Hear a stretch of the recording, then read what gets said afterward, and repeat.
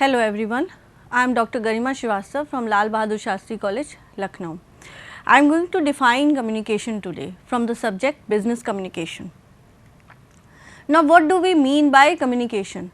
First of all, the term communication comes from a Latin term, that is communication, communis, which means common or which also means to communicate. Now, what is communication? That means you need to transact with each other in terms of information whenever we are talking about an organization. Now, when we need to transact this information between two person or more than two person, communication comes into play. That means it is an interchange of thought or information between two or more person to bring about mutual understanding. Whatever we do in an organization is always done through this proper communication. That means whatever information flows from one part of the organization to the other part or from one person of the organization to the other person, it flows through the ways of communication. That is why this communication is a very important part of any organization.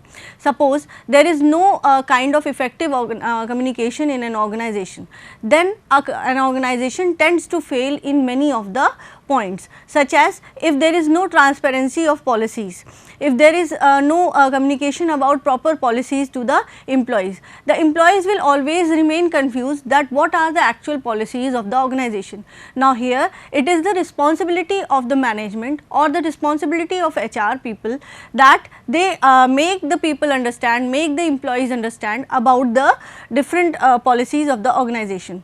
Now, how will they do so? They will do so through proper and effective communication. Therefore, communication is defined as an interchange of thought or information between two or more persons to bring about mutual understanding. Now, how do we communicate effectively? What is effective communication? Everyone communicates in our day to day life, but effective communication is something else. That means whatever you are trying to tell, the other person is perceiving the same part. That means if I am saying that you have to eat an apple, that means you have to eat an apple, not an orange. Now, this is a proper and effective communication. If I am saying something, you also perceive the same proper thing in the same respect. So, effective communication is the central to the success of any business organization. Communication is persuasive activity which encompasses almost all facets of our life. Much of our life is spent communicating with each other, be it our workplace or our family life. That means nothing will go on smoothly without communication. That is why it is a very important part of our personal as well as professional life. Now, what are the basic characteristics of communication? Now, whenever we talk about communication, we need to understand these characteristics. Why? Because whenever we communicate, we will keep in mind these characteristics and then only we will communicate for effective communication to go on. So, first of all, communication involves at least two persons, the sender and the receiver. That means one way communication cannot happen anyway. So, there should be at least two people for starting off the communication. Now, in this particular part, two people will be the two persons, or we can say the two parties between whom the transaction of the information will take place or the interchange of the information will take place. Now, these two persons will be, one will be the sender who wants to send the information, who wants to give this information to the receiver, and the other end will be the receiver end who will receive this information, understand this information and assimilate it in his own form. Secondly, it involves what? Transfer of ideas, facts, emotions, gestures, symbols, actions from the sender to the receiver. That means we do not only interchange information, we can interchange ideas, different facts about different data or issues or situations in the organization. We also interchange our emotions, like emotion of fear, emotion of love, all these are also interchanged. Then different gestures are covered under the body language or facial expressions. Then other symbols, sometimes people are not able to speak, over there they will use certain symbols or gestures to communicate with the other person. Then our actions also speak. So, an interchange of ideas, fact, emotions, gestures, symbols and actions will take place, and all this will be covered under communication. Thirdly, we can say it is an understanding of essential components of communication, that is the ideas, opinions, emotions and so on conveyed should be accurately replicated in the receiver's mind. That means whatever we are sending as a sender to the receiver, or whatever we are trying to give as an information to the receiver should also receive it in the same and accurate manner. That means he does not put in his own meaning into that particular information, then only the communication will be effective. Often what we see in an organization, the communication is always fluctuating or it always leaks out. Why? Because the person who is perceiving that particular sender's information, that perception is somewhat different as being sent by the sender. So, this different perceived message will again be forwarded in a different manner to the third receiver, and therefore, the leakage of this information will go on down the ladder till when we are going to communicate. That means it is very important that whatever we are trying to convey, we have to make sure, we have to ensure as a sender that whatever we are trying to convey, it is conveyed in the same manner to the receiver. Now, the fourth point, communication may be intentional or unintentional. Sometimes we have intentional communication, that means we formally take up formal methods of organization for communication, that means through letters, emails or any of the written or drafted messages. These are covered under the intentional message. That means we know to whom we have to address, what kind of information we have to give to that person. That means we have that intention why we are communicating. Sometimes we do not know the actual subject of sending the information. Such kind of information sending is called as unintentional communication. Then the purpose of communication is to elicit action, inform or to express a certain point of view. Now, actual purpose, what is the aim of the communication? We have to give the same message what we want to give to the receiver, but the thing is what we are going to send, we need to make a basic purpose. That means what is the basic purpose of sending this particular information? That means after sending the information, is my purpose solved as a sender, then only my communication will be called as a effective communication. Now, communication is a two-way process. Now, two-way process, one is from the sender to the receiver, then the other is called as feedback. That means feedback from the receiver to the sender. Now, as the sender sends some information to the receiver will also give his feedback to the sender. This is called as two-way process of communication. Then communication is a dynamic process, as it grows and develops. That means it always keeps on changing. Now, we will not follow the same old procedures as we were following in 1980s or 1990s in terms of communication, because business is also growing, we are also growing dynamically, we are introducing technology day by day. So, thereby communication will also keep on changing with time. So, with business it will also grow and it will also develop. Now, in terms of communication, we need to take up all kinds of developed technology to communicate information from one person to the another. Then communication is a systematic process, that is every component of the process is affected by each other. That means if any of the component will be fluctuating or if any of the component will not be processing the same function as it has to do, then the communication will not be effective. Now, for example, if there is a fault in a telephone line channel of communication, it will affect the message received by the receiver. Suppose there is a fault or there is a kind of flickering in your voice when you are trying to give this message to the person on the other side on the telephone line. So, the person will get that message, he will try to perceive it through whatever he has heard on this telephone. That means it will not be that much effective as it would have been when the telephone line was correct. So, in that case we need to check all the steps of the process of communication, all the components of process of communication, so as to make our communication effective.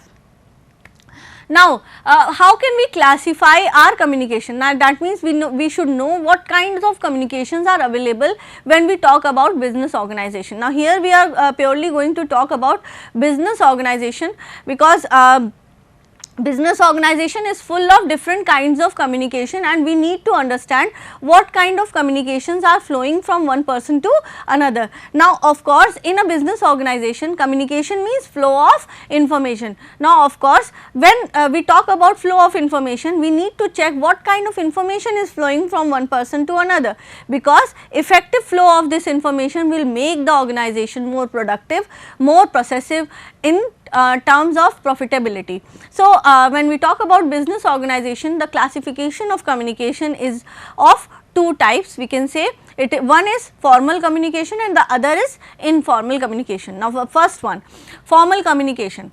What is formal communication? It refers to official communication which follows the formal channel. Now, when we talk about formal channel, the term formal means whatever is being done on written forms or whatever is being backed up by some kind of proof.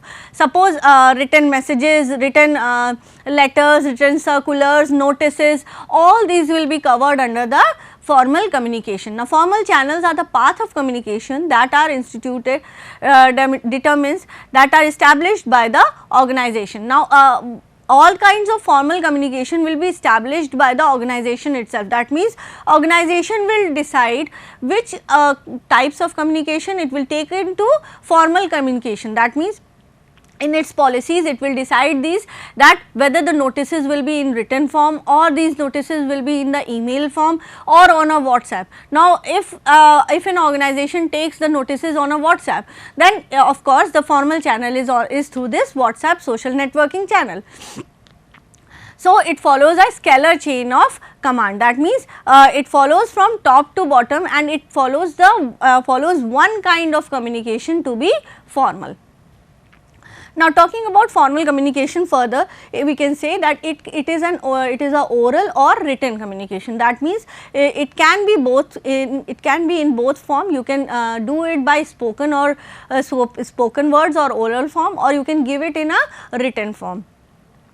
Then oral communication can take the form of interviews, meetings, presentations and so on.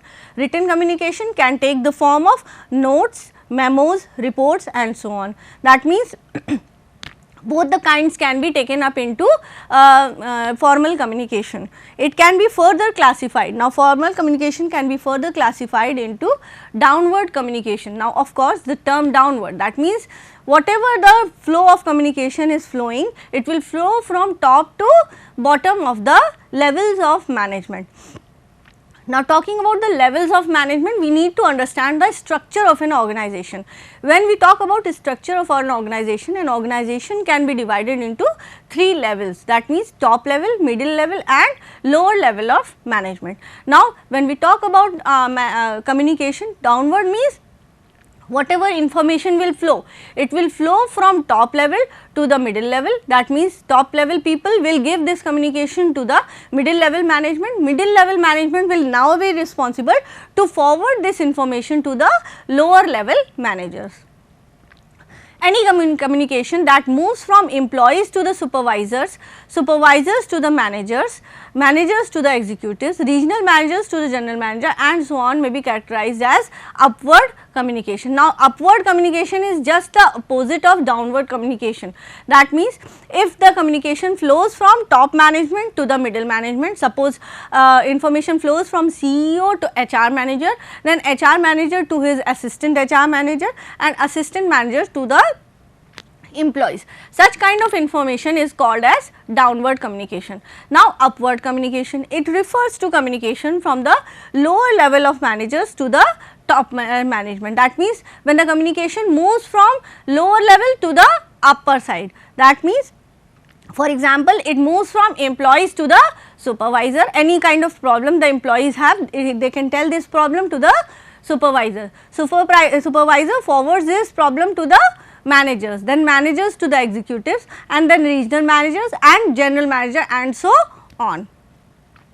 Now, this kind of information travels from senior executives to junior level functionaries, from the controlling office to the branch, from the head office to the division of the heads. Now, the third type, that is horizontal or lateral communication. Now, we have talked about downward communication, we have talked about upward communication, that means how communication information flows from top to bottom or bottom to up. Now, sometimes information also flows at the same level, that means HR management level to the IT department level, to the function to the finance level, to the marketing level. So, if we talk if we exchange the information at the same level of people, same level of management, such kind of information exchange is called as horizontal or lateral communication. Now, lateral communication generally takes place in an organization and neither upward nor downward. It proceeds in a horizontal manner, takes place among equal or peer level. That means, whenever this kind of information takes place, it takes place between the people who are at the same designation level or same structural level in the organization structure. Now, the fourth one, it is an interactive communication. Interactive communication is essentially two-way communication. It takes place through meeting, conferences, teleconferencing, multimedia, presentation, group discussions and other such active two-way exchanges. Now, interactive communication does not take into consideration the levels of management, as we talked about in downward, upward and horizontal communication. This kind of communication can take place between any level to between each other at any level in the organization. Now, we can say this is the most effective kind of communication when we talk in terms of saving time. Suppose there is a problem at a lower level which the supervisor sees. Now, if he moves this problem upward to the top management, maybe some time is lost for exchanging this information between the nodes, whatever nodes are there between supervisor and the top management. Now, if he does so directly to the top management, the time will be saved. This problem can be solved effectively within the organization. So, we need to take a combination of all such kind of communication, horizontal, topward, downward and interactive communication when we talk about different situations. As the situation is similar will be the type of communication that we will be taking in the organization. That means, we need to analyze as an HR person or as a manager, we need to analyze what kind of situation is there. Is it an emergency situation or it can take some time, then only we will decide the type of communication. And of course, for every such kind of situation, the organization needs to inform the employees about what kind of communication they will take up as a formal communication. That means, whether all these four types of communication will be take up as a formal communication or not. Now, coming down to the second type of communication, that is informal communication. Now, informal communication, it refers to communication between individuals or groups who does not follow any official recognized channel. That means, any kind of exchange of information between people in the organization, when they do so without any kind of official channel. That means, they do not take into consideration any of the managers or any of other people when they transfer this kind of information to other people. Now, this kind of information will be transferred between individuals, it can be transferred between peers, friends, colleagues at the same level, and when there are informal groups in the organization.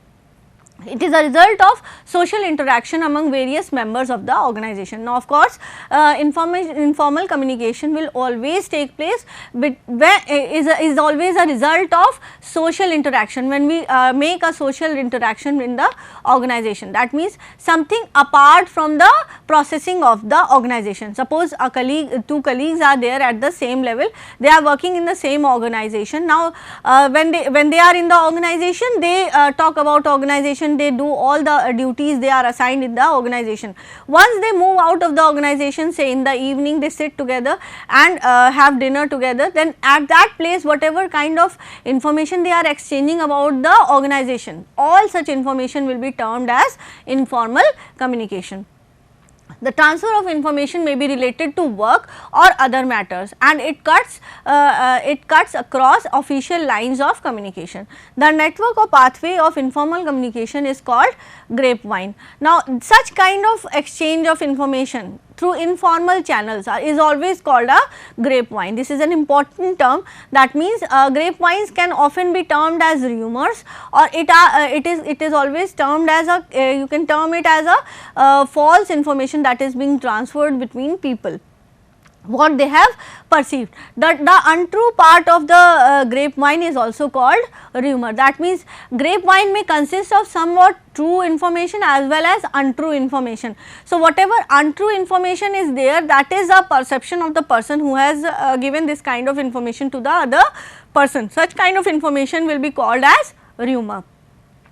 The following are some of the characteristics of the grapevine. Now, we need to understand what actually is a grapevine, or what when it can be termed as a rumor. In grapevine, the flow of information takes place in all direction. That means any of the levels can be included, any of the structure can be included while transferring of information from one person to the another. Now, transmission of information is very rapid because the chain of command is not followed. Now, whenever we take into consideration grapevine, the transfer of information is very fast, because there is no need to need for the same person to transmit that information. It transmits from one person to another, and then this second person to third and fourth and so on. Therefore, the transfer of such kind of information is always very fast. It is selective about people who receive the information. Now, of course, rumors or grapevine will only be received by those people who will be a part of that particular group,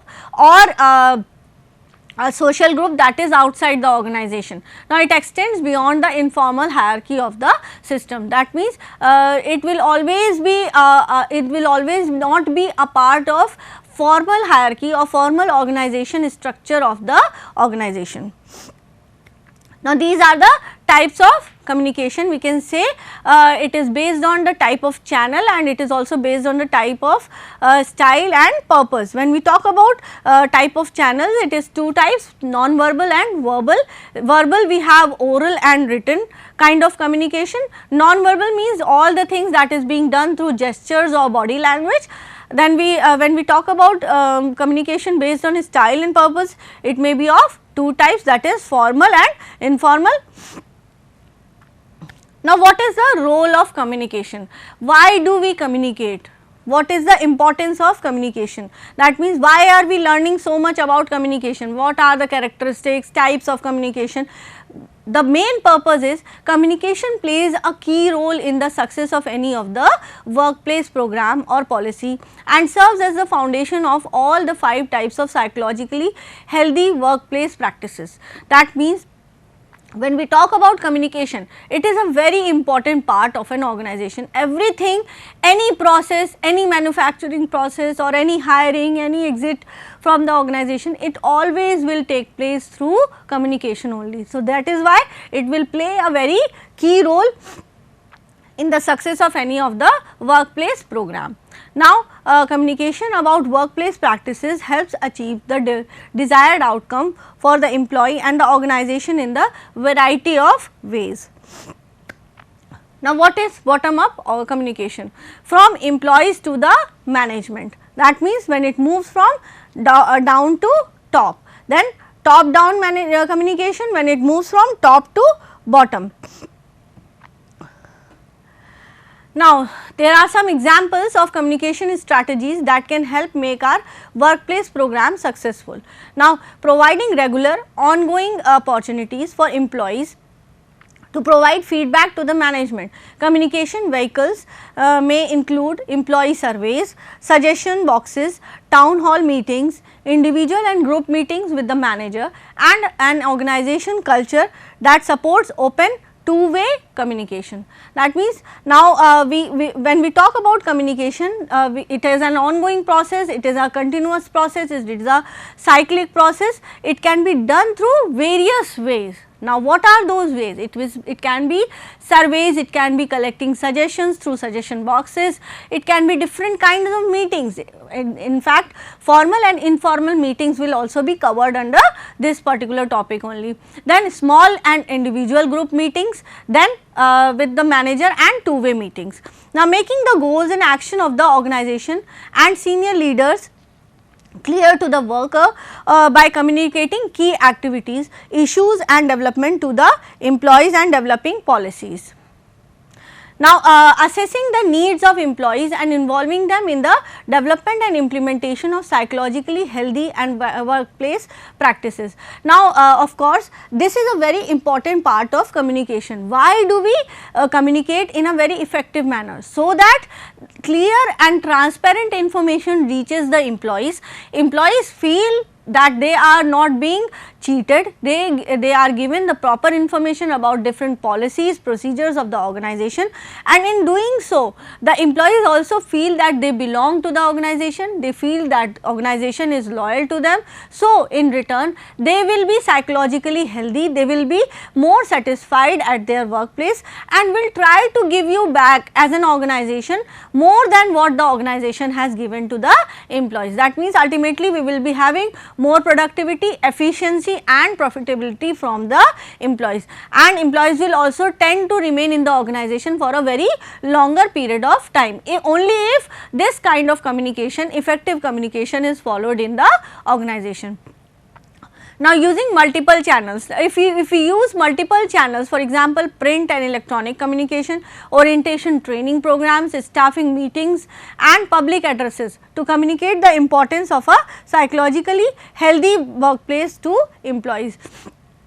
We can take up more than one methods, more than one channels for communicating better transparent information to the employees so as to ensure their psychologically healthy workplace. Now, healthy workplace means the workplace will be free from any kind of red tapeism, any kind of favoritism in the organization. Whatever is relation between the boss and the subordinate will be very clear to everyone. Now, if the person performs, he will be rewarded. If he does not perform, he will not be rewarded. But such kind of information, such kind of communication should be clear to each and every person in the organization. The other people should not feel that they are being cheated or someone is being made more favorited on their in comparison to them.